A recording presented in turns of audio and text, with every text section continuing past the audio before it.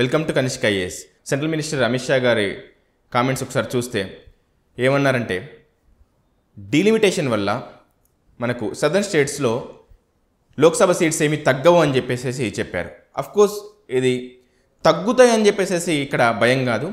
పెరిగే సీట్లు ఏవైతే ఉన్నాయో అవి మనకు నదర్న్ స్టేట్స్లో పెరిగినంతగా సదర్న్ స్టేట్స్లో పెరగవు బికాజ్ ఆఫ్ పాపులేషన్ అని చెప్పేసి మనకు తెలుస్తుంది. అసలు డీలిమిటేషన్ అంటే ఏమిటి, అసలు డీలిమిటేషన్ వల్ల జనరల్గా మనకు ఎలాంటి పరిణామాలు ఉంటాయని చెప్పేసి ఒకసారి చూద్దాం.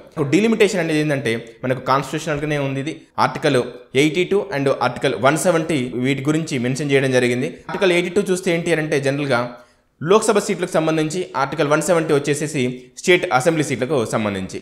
ఇదేంటి అని అంటే ఎవ్రీ సెన్సెస్ తర్వాత, ప్రతి 10 సంవత్సరాలకు ఒకసారి జరిగే జనాభా లెక్కల తర్వాత పార్లమెంట్ ఏంటంటే డీలిమిటేషన్ యాక్ట్ పాస్ చేస్తుంది.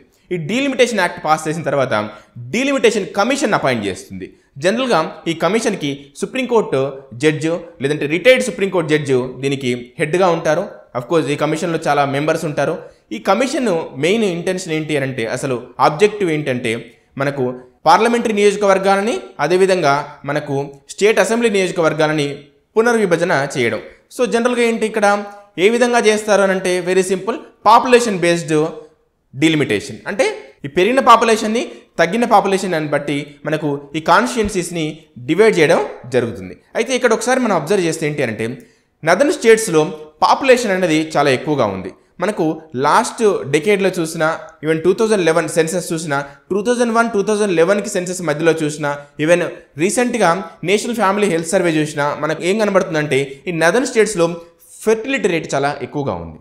అదే సదర్న్ స్టేట్స్లో ఫెర్టిలిటీ రేట్ చాలా తక్కువగా ఉంది. అందుకే ఇక్కడ ఏమవుతుంది అంటే ఈ పునర్విభజన చేసినప్పుడు పాపులేషన్ ఎక్కువగా ఉన్న నదర్న్ స్టేట్స్లో పార్లమెంటరీ సీట్స్ అనేవి పెరుగుతాయి. అఫ్కోర్స్ జనరల్గా పార్లమెంటరీ సీట్స్ పెరిగినప్పుడు వాళ్ళ బలం కూడా పెరుగుతుంది పార్లమెంట్లో. మనం చూస్తే ఇప్పుడు ఒక యూపీలోనే దాదాపు 80 సీట్లు ఉన్నాయి లోక్సభ సీట్లు. ఈ 80 లోక్సభ సీట్లు ఉన్నాయి కాబట్టి యూపీ అనేది చాలా ఇంపార్టెంట్ స్టేట్గా చూస్తాయి అన్ని పొలిటికల్ పార్టీస్.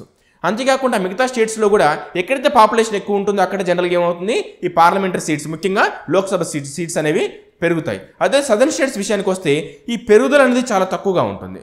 ఎందుకంటే పాపులేషన్ స్టాగ్నెంట్ అయింది. మనకు రీసెంట్గా చూస్తే తెలంగాణ చీఫ్ మినిస్టర్ రేవంత్ రెడ్డి గారు కూడా కామెంట్ చేయడం జరిగింది, తెలంగాణ పాపులేషన్ స్టాగ్నెంట్ అయింది అని చెప్పేసి. ఇక్కడ పాపులేషన్ గ్రోత్ అనేది చాలా తక్కువగా ఉంది. మనం చూస్తే ఇక్కడ టోటల్ ఫెర్టిలిటీ రేట్ TFR కూడా ఏమైంది అంటే నేషనల్ యావరేజ్ కంటే కూడా సదర్న్ స్టేట్స్లో తక్కువగా ఉంది. తెలంగాణలో 1.7గా ఉన్నట్టు మనం చదివాము. అఫ్కోర్స్ మిగతా స్టేట్స్లో కూడా అలాగే ఉంది, 1.7, 1.8గా ఉంది. అదే మనకు యూపీ, బీహార్ ఇలా చూస్తే మనకు 2.5, 2.8గా ఇలా నమోదవుతూ ఉన్నాయి. సో ఈ విధంగా ఏమవుతుందంటే ఈ పాపులేషన్ ఇంబ్యాలెన్సెస్ వల్ల, పాపులేషన్ డిఫరెన్సెస్ వల్ల ఇక్కడ ఏమవుతుందంటే నదర్న్ స్టేట్స్లో ఈ పెరిగే సీట్లు ఏవైతే ఉన్నాయో ఆఫ్టర్ డీలిమిటేషన్ అవి ఎక్కువగా ఉండబోతున్నాయి compare to southern states. So ఈ విధంగా ఏంటి అని అంటే ఇక్కడ సదర్న్ స్టేట్స్ బలం అనేది చాలా తగ్గే అవకాశం ఉందని చెప్పేసి భయపడుతూ ఉన్నారు ఇక్కడే పొలిటీషియన్స్. సో ఇది ఏ విధంగా ఉంటుంది, భవిష్యత్తులో ఎలాంటి పరిణామాలకు దారితీస్తుంది, ఇది ఒక సబ్ నేషనలిజాన్ని ఏమన్నా ఎంకరేజ్ చేస్తుందా అని చెప్పేసి కూడా